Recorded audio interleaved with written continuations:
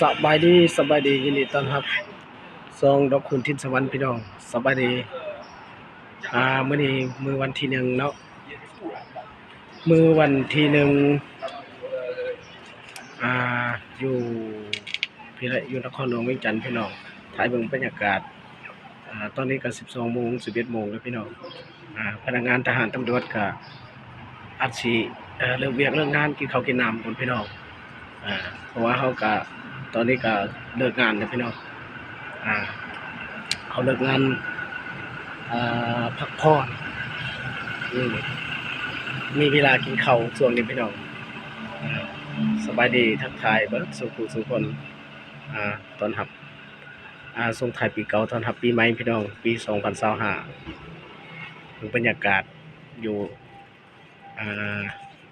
นาคำเมืองสุขุตะบองนครหลวงเวียงจันทน์พี่น้องยามสวยๆพี่น้องเนาะตอนนี้ก็11 12 โมงแล้วพี่น้องพนักงานก็เลิกเวียกเลิกงานกินข้าวกินน้ำพักผ่อนน้อยหนึง12 โมงหรือว่า1 โมงเข้าต่อพี่น้องบรรยากาศร้อนแดดร้อนพี่น้องทางนั้นก็กำลังก่อสร้างบ่ทันแล้วทางหลังทางนี้ก็คือเดียวพี่น้องเนาะสัมภาษณ์เบิ่งสบายดีสวัสดีโอ้ยเนาะไอ้หนุ่มคนหล่อนี่คนแขวงสะหวรรณเขตพี่น้องมาเฮ็ดเวียกได้จักมื้อแล้วเนาะจักเดือนแล้วเนาะประมาณเดือนปลายเนาะมื้อนี้ก็วันที่1มาตั้งแต่วันที่21เดือน12 2024แม่นบ่อันนี้มื้อนี้วันที่1วันที่1เดือน1 2025พี่น้องยินดีต้อนรับส่งไอ้หนุ่มคนหล่อเนาะส่งดอกคุณทินสวรรค์แต่ว่าสัมภาษณ์เบิ่งเป็นจังได๋หนาวอยู่บ่อยู่เวียงธรรมดาเนาะโอ้ยังรออยู่เลยพี่น้องผู้ใดสนใจนี่นะผู้สาวก็ทักมาหาเพิ่นใดเด้อเฟซซื้อเฟซก็ทิพย์พรใสผู้ใดทางสะหวรรณเขตผู้ใดพี่น้องเนาะโอ้ยังรอยังหนุ่มน้อยอยู่เด้อายุประมาณ18 19พี่น้องหรือว่าตอนนี้อยู่เวียงพี่น้องอยู่เฮือนก็เพิ่นว่าบ่ได้เฮ็ดหยังมีแต่เบิ่งซื่อๆแหละคือคนตามปกติเฮาบ้านนอกเฮาก็บ่ได้มีบ่อนรายได้พี่น้องก็เลยติดต่อดอกคูณทินสวรรค์ก็มาเฮ็ดเวียกนำกันอยู่นี่พี่น้องอยู่หน้าคำเมืองสิโคตะบองนครหลวงเวียงจันทน์อยู่เส้นทางเตซองเนาะเขตสังเจียงนาโศกไตเนาะสำหรับมื้อนี้ก็มีโอกาสพักผ่อนเวลา 12:00 พี่น้องเนาะ 12:00 ก็เลยมีโอกาสอาจจะค้าใจหน่อยหนึงพี่น้องไปสัมภาษณ์เบิ่งเพิ่นก็ตอนนี้ก็เพิ่นก็น่าสิเงาๆอยู่เนาะพี่น้องยังหนาวอยู่ แม่นบ่หนาวเด้เนาะสบายบายบายๆซิ่วๆเลยเนาะเนาะเจ้าหน้าที่ป้องกันความปลอดภัยงานมันก็ดีเว้ามาเลยอยากทักทายท่านผู้ชมหรือว่า FC อยากถ่ายตะกี้เพิ่นเคยไปเฮ็ดเวียกลาบอนอยู่พุ่นแหละพี่น้องอยู่ไทยพุ่นงานหยังน้อสตรอเบอรี่งานสตรอเบอรี่เป็นจังได๋เงินเดือนก็พออยู่พอกินอยู่บ่พอใช้นั่นแหละแต่ว่านะเงินบาทอาจจะสูงเนาะตอนนี้เพิ่นกลับบ้านได้จักเดือนแล้วได้เดือนแล้วบ่หลังจากมาที่ไทยอยู่เฮือนสิประมาณจักเดือนฮอดปีแล้วเนาะโอ้ตั้งแต่2023แม่นบ่เพิ่นกลับเฮ็ดงานแต่ไทยพุ่นเด้อพี่น้องมาอยู่เฮือนประมาณปีนึงก็เลย ติดเฟซลิ้นไลน์นี่แหละติดต่อเบอร์ทางดอกคุณทิศสวรรค์ก็เลยชวนมาเฮ็ดเวียกพี่น้องตอนนี้ ตอ ก็ นเช้าหั่นก็เฮ็ดงานสตรอเบอรี่ อืม ตื่นมาตอนเช้ากับปัดกวาด ว่า ใบตอง อ๋อ เสร็จแล้วก็ล้างห้องน้ำค่อยก็ล้าง เนาะล้างห้องน้ำแล้วกินข้าวแม่นบ่ เสร็จล้างห้องน้ำหั่นก็ไปกินข้าวแล้วเข้าเวียกแล้วมาคัดสตรอเบอรี่ มา ลูกเล็ก ลูกใหญ่ใบเนอร์ลูกเน่า เอาไว้ทางหาก อืม เอาไว้ ตัวได้ดี ทางหาก ตัวได้ดีก็ อ่า กิบเมียนทางหาก เออ อืม ก็ได้มัน ได้ ลูกน้อยก็เอาไว้เอาไว้ว่าเอาไว้ ทางหาก อ่าฮะ ตัวมันเน่าทางหาก อ่าฮะ ตัวมันเปื่อยทางหากแม่นบ่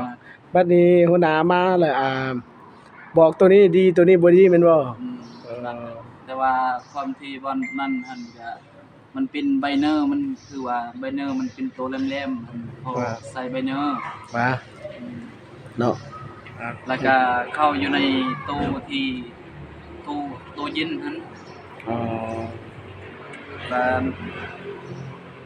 มีหลายอย่างอยู่ อืม ทั่วก็มีมะพริกทุ่มก็มี ว่าบัดนี้อาหารการกินก็เขากินหยังก็กินน้ำเขาแม่นบ่ แม่ เขาเลี้ยงเขาแม่นบ่ ยัง เนาะสบาย พอ เด้ กินแต่ว่า5โมงนี่มันเบิดแล้ว ว่าต้องซื้อเอง ต้องซื้อถ้าว่าเจ้าสิซื้อแต่ข้าวหั่นบ่ต้องซื้อ แต่อาหารเจ้าสิกินหั่นตอน5โมงนี่บางทีก็กิน ไปซื้อเอา อืม เอากินข้าวเจ้าแล้วเนาะ ข้าวเจ้า ข้าวเจ้าคันเขากินบางมื้อก็ข้าวเจ้าบางมื้อก็ ข้าวเหนียว ข้าวเหนียว เนาะ ถ้าว่าเฮาเบิกข้าวเหนียวก็เฮากินข้าวเหนียวถ้าว่าเฮาเบิกข้าวเจ้าเฮาก็กินข้าวเจ้า ต้องเบิกบ่ ต้องเบิก ต้องเบิกบัดนี้เบิกล่วงหน้าไว้โอ้บ่มีข้าวกินแล้วเบิกเอาบ่ได้ ทิศหนึงเทื่อหนึงเบิก บ่ได้เงินเดือนเขาตัดเอาหรือว่าแนวใด บ่เขา เขาบ่ตัดอันนั้นบ่แม่นเบิกแต่ว่าคันเบิดแล้วก็บอกเขาแม่นบ่ อืม ฟังเพิ่นเว้านะพี่น้อง แต่ว่านอกจากนั้นแล้ว ชีวิต ก็ปัดกวาดเพื่อน เวลาบางทีก็8โมงนี่ก็ออกตรวจบ้านวันนี้ภาษาไทยเอิ้นว่าตรวจบ้าน ตรวจบ้านเรียกว่ากวาด กวาด เขาก็กวาดคือกันบ่ กวาดเลย กวาดคือกันเขาเอิ้นว่าตรวจอันนี้ไปกวาดคันตรวจ ตรวจบ้าน ตรวจบ้านว่า ตรวจบ้านเขากับมากวาด มากวดเบิ่งตัวใดหกก็กวาดทิ่ม กวาดทิมกวาดแต่ใบตองนั่นแหละ ว่า แบบว่าบางคนเปลี่ยนมือหนึ่งคนหนึงมือหนึ่งคนหนึงเปลี่ยนเฮ็ด บัดนี้ แต่ว่าเว้นวันที่ทุกๆเสาร์ทุกๆนั่นก็เปลี่ยนเว้นคือกัน บัดนี้เขาไปส่งบ่หรือว่าเขาไปปิดเองน้ำกกมันเลย บ่เขามาส่งเอง เออ เขามีที่คัดเลือกแล้วผู้ใดสิซื้อเฮาก็แยกออก เออ ให้เขา มันเฮ็ดแบบโรงงานแม่นบ่ แม่ บ่แม่นไปเอาจากกกบ่แม่นเนาะนี่ชีวิตเคยเฮ็ดงานสตรอเบอรี่อยู่ไทยพี่น้องจังหวัดหยังเนาะ จังหวัดสมุทรสาครตำบลบางเรือ ว่า วัดท่ากระเบือ ว่า แม่น ไปจักคน โอ้หลายคนอยู่ไปกับหลาน อืม เดี๋ยวนี้เขาก็ยังอยู่นั่นแหละพวกนี้นะ เขาก็เอาสิยังต้องการคนคือเก่าบ่หรือว่าแนวใด โอ้ถ้าว่าสิไปเขาก็เอาเนาะ เงินเท่าไหร่เงินเดือน เดือนหนึง7,000 เดือนหนึง7,000ก็พอได้อยู่ แต่ว่าเฮ็ดบัตรเพราะว่าเฮ็ดบัตร MBU แต่ว่าบัตร MBU บัตร เฮ็ดคันเฮ็ดบัตรคันบ่มีบัตรแล้วแม่นอยู่บ่ได้บ่หรือว่าแนวใด แม่น แบบเขาเอิ้นคนเถื่อนแม่นบ่ แม่น เออ แต่ว่าเขาเฮ็ดบัตรแต่ว่าบัตรเฮาสิเมื่อบัตรตัวนั้นบัตรเฮาบ่เห็นนะ ว่า อืม เอาบัดนี้ก่อนเจ้าสิเมื่อหรือว่าก่อนเจ้าสิออกเวียกหันมันมีปัญหาหยังแด่หรือว่าแบบอันเงินเดือนบ่เหลือหรือว่าแนวใดจังออกหันนะ มันอยู่ม่วนแล้ อยู่บ่ม่ว วน เนาะ แต่เฮาบ่อยากเว้าให้มีปัญหา แต่ว่าเฮาบ่ม่วนในใจเฮาก็ออกเฮาก็ไปเฮาก็เมื่ออยู่บ้านเฮาก็สบาย อืม เฮาแบบว่าบ่อยากสิใส่ร้ายผู้ใดนะ เฮาอยู่เฮือนเฮาเองสบายเฮ็ดหยังสบายแต่ว่าเฮาบ่มีเงินอย่างเดียวแม่นบ่ แม่น บ่สบายแต่บ่มีเงินนั่นแหละ โอ้มีแต่โมงกินน้ำกระท่อมหั่น นะโอ้เนาะนี่ก็พี่น้องฟังเพิ่นเบาก็โอ้คุณตา คน ตอนอยู่ ที่ ครับ บ ในมื้อนั้นหั่นจนว่างุนงิดกับหมู่หั่น ใช่ ไปนอนออกนอนพุ่นอยู่บนเฮ็ดปลาพุ่นอยู่หลังครัวพุ่นมันเหมือนมันงุนงิดเนาะมันเฮาสินอนบัดหมู่มันบ่นอนมันบ่คือกันเด้แต่เฮาก็ เขากินสารพัดเลยอยู่หั่นเนาะ แต่เฮาก็บ่อยากเว้าหมู่เฮางุนงิดเฮาก็ออกนอนนอกแต่ว่าหมู่ก็คิดอยู่ตนนี้เขาก็บ่ยอมคืนกลับมาห้องมานอนห้องอีกว่า อ้าวบอกว่าหลายยายหางอ่าขอบใจที่ให้ซองเอาดอกคูณทิศสวรรค์สัมภาษณ์ นอกจากนั้นโอ้ไปเที่ยวอยู่ในทะเล ขอบใจหลายๆเด้อ เขาเลี้ยงอยู่ในทะเลโอ้ เนาะ ไปไปไปกินเลี้ยงครั้งแรกไปหั่นขี่เรือใหญ่ท่าเมื่อหั่นเรือที่เฮาขี่เข้าไปนี่แบบว่าเฮาได้ขี่เฮาขี่เรือใหม่อีกแบบนี้ นะ เฮาขี่แบบนี้แบบว่าพอหลังจากนั้นล่ะไปกินข้าวแล้วเขาตั้งคอนเสิร์ตเลยบัดนี้ อืม เฮาลิ้นบัดนี้เฮาเต้น อ่า เต้นจนว่าเขาปิดวิธี